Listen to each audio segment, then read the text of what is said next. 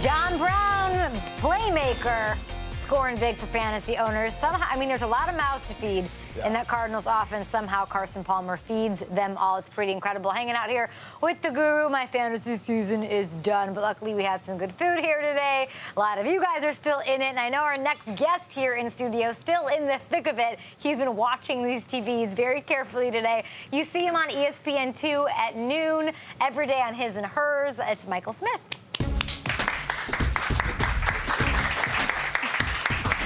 Is it stressful for you? Are you stressed really. out? I'm already resigned to it. I'm already resigned to the fact that it's over for me. All right, we're going to start with your shirt. What does this say?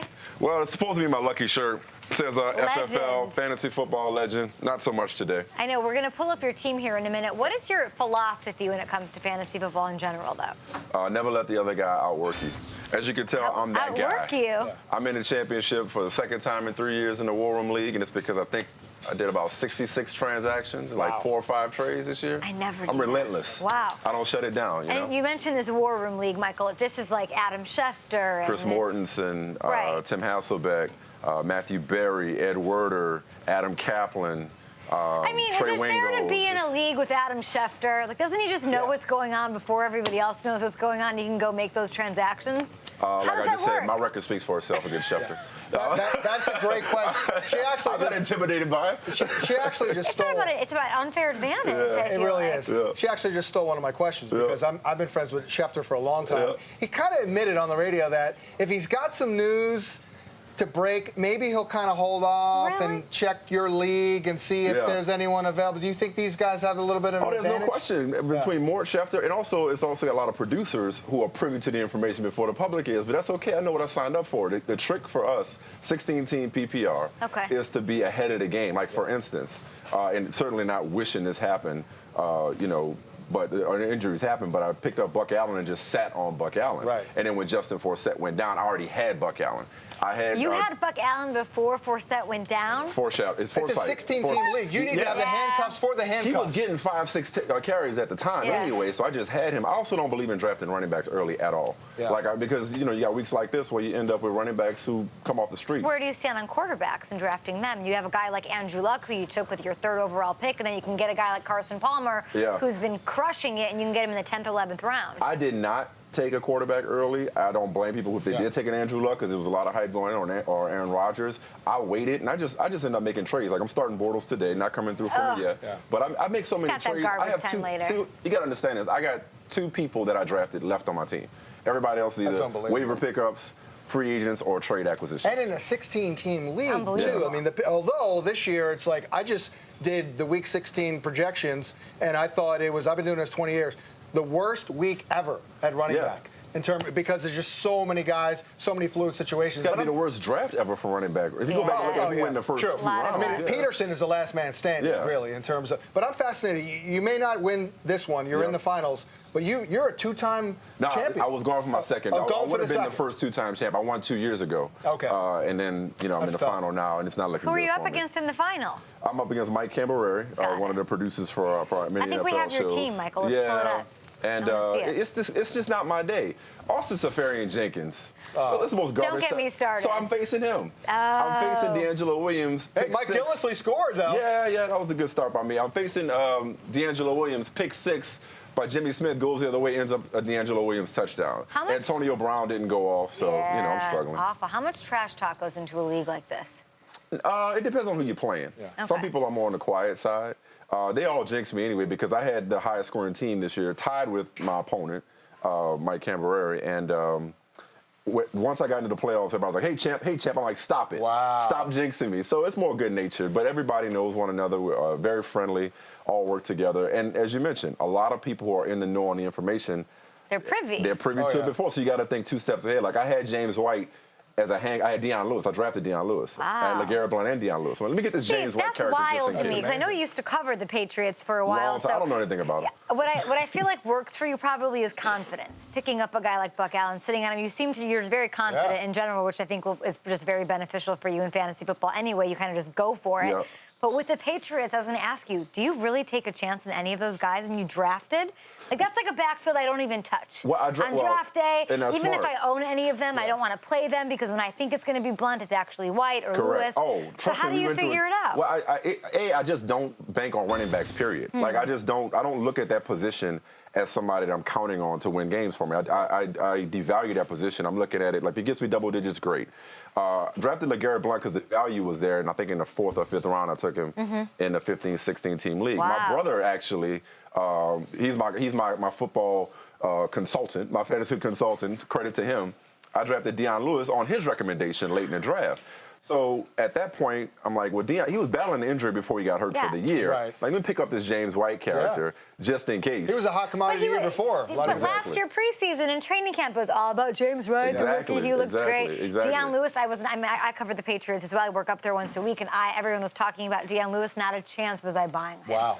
But it's frustrating to go. Trust me. And then when Brandon Bolden got in the mix, I had him too. I had all three of them. I'm like, who do I play?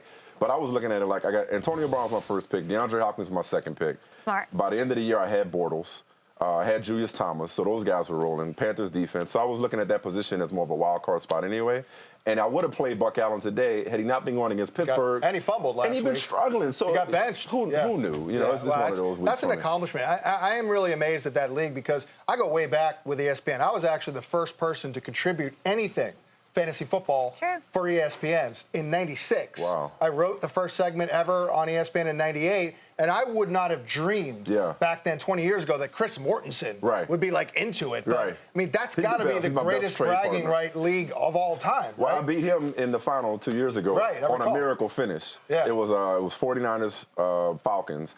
And my man Mike Smith. I love that you remember this. Of course. But it just also speaks to the growth of fantasy. Yeah. Really. I mean, it's really unbelievable. Oh, yeah. But my man Mike Smith, they were going to kick a field goal. Instead, called him off. Harbaugh called a timeout. Threw a Hail Mary. I won on the end zone interception by the 49ers. I recall that. I remember that. Yeah, that was it's really, and it feels like more with the daily games, to your point. The daily games, this year in particular, it's really, really taken off. So, yeah, it's huge. But you work at ESPN. There's like a million personalities there. There's a lot of people that have to want in this league. Oh, it's exclusive. How the heck do you get into my this man league? Adam Kaplan even got in. Well, it's because, I think Schlereth got out. So, you know. Do they deliberate? They have like meetings. Like, who's it going to be? Do you guys have to come in and like state your case why you guys should be the candidate to take their place? I was automatically going to be in it because I was always obsessed by it. Really? So, and at the time we founded the league, I was still an NFL insider along with the Schefters and the Morts and the John Claytons and those guys. I'm no longer serving that role, so I'm kind of grandfathered in, but the rest of it is pretty much the family of NFL producers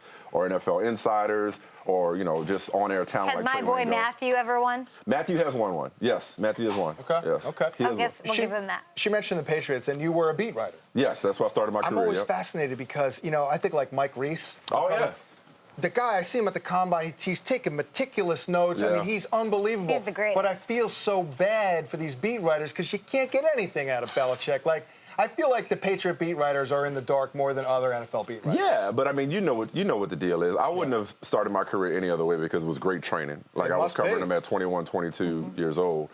Mike Reese, glad you mentioned him, really good friend of mine. Like, one of the best human beings you'll ever meet, and has done such a hell of a job on that beat over years. Actually followed me 2 beat writers later at the Boston Globe before he joined our army at ESPN. But it's one of those beats that it challenges you to be resourceful when it comes to getting information. I broke stories. Reese has broken stories. Stories have been broken about the Patriots. They're just not going to spoon feed you the stories that they don't want to spoon feed you. So it requires you to work that much harder. When they make it into the Super Bowl, it's like, oh, great, here we go. Super Bowl week, having to interview these guys every day. They're not going to say anything to you. It depends on the guy. And they actually are more media savvy, especially some of the coaches and some of the front office guys. So when I go up in the stands. See, I never messed around with the media day event at the Super Bowl with the podiums where everybody was. I go up in the stands and talk to the coaches sitting by themselves. That's probably why you've had so much success here at ESPN. We've seen you on just a plethora of shows there. Now you have your own show, your own podcast with Jamel Hill. How's that going? It looks like so much fun. We're having a lot of fun. When I was grinding on the Patriots beat and the NFL beat after that, I would have never imagined, that I'd be someday co-hosting my own show with one of my best friends and just doing the show our way. And on a Sunday getting to talk fantasy football. Like, I would be stressed about who's hurt right now. Instead, I'm just emotionally hurt. Because there's nothing worse than finishing runner-up. I'd almost rather not make the final and lose it. I'm upset right now. How does your family handle Sundays? You brought your beautiful family here with you today, the Fantasy Zone. Do you sit at home? I have a super wife. Okay, I have a super wife. And she keeps... She entertains the kids are so cute. Most of Sundays. My son is really just getting into football now. I was going to say, are they like, Dad, what is wrong with you? He watches it with me. And my daughters, they just kind of run around, fight, come kick it with me, but it's all good. It's a family affair on You're a New Orleans guy. Born and raised in New Orleans, you got to be a Saints fan. You know what? I'm going to try to keep this story quick. I'm not a Saints fan. Really? And it sounds like a front runner because my parents and grandparents were around when fans wore the Aints bags on their heads. Right. I actually grew up in the Jim Mora days when they were respectable, but they kept losing in the playoffs, and I'm like, I can't stand this heartbreak. Because you got to understand, the Saints are the only game in town, and for a long time they were. We have the Pelicans now.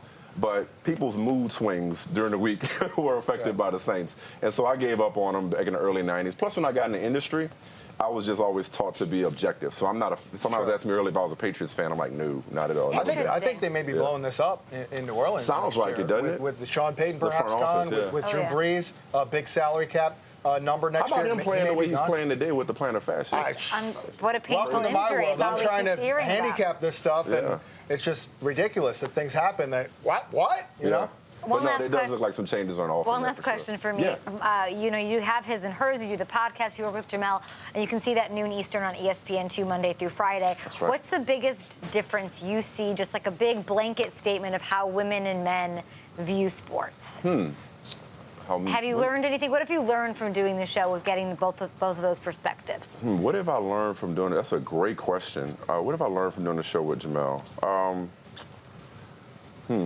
I wouldn't say I've learned anything differently about how women view sports, because if I could just speak exclusively or specifically about Jamel, I don't think she views sports differently because she's a woman. I think she may have some different set of sensibilities or perspective when it comes to certain issues, but sports in general, I would put her approach, her instincts, her insight, along with anybody, man or woman. So she's just a great talent to work with. I guess the thing that I've learned the most over this entire process is something that I try to apply to life, which is the ebbs and flows, because this is the first time I've had my own show, our show. And we put so much into it behind the scenes. And there are days, my wife will tell you, when I come home just down in the dumps about that day's show. And the beauty of it is you get to do it again the next day. There you go. And I'm just blessed to be able to do it with one of my best friends who sees things similarly and puts the same type of effort and commitment into it. So I guess more than anything, it's just about, it's a process, it's a journey. And I tell young people that all the time about getting into the business, not to get too caught up in that day's defeat or that loss. Yeah, just come back the next day and keep getting better. And I think we're getting better as a show. Well, so I really enjoy the show, his and hers. You can watch it. Come pay us a visit sometime. There you go, noon Eastern on ESPN2. There's a podcast as well that's doing very well. So congratulations on all the success from dealing with Belichick to getting your own show on ESPN. If I could have just won a championship today, it'd have been everything. Dream day. You would have been a true hero here, but we are respectful. I mean, that's impressive to be in the finals two times running. Good luck next year. Thank you, guys. I appreciate Thanks, guys. All right.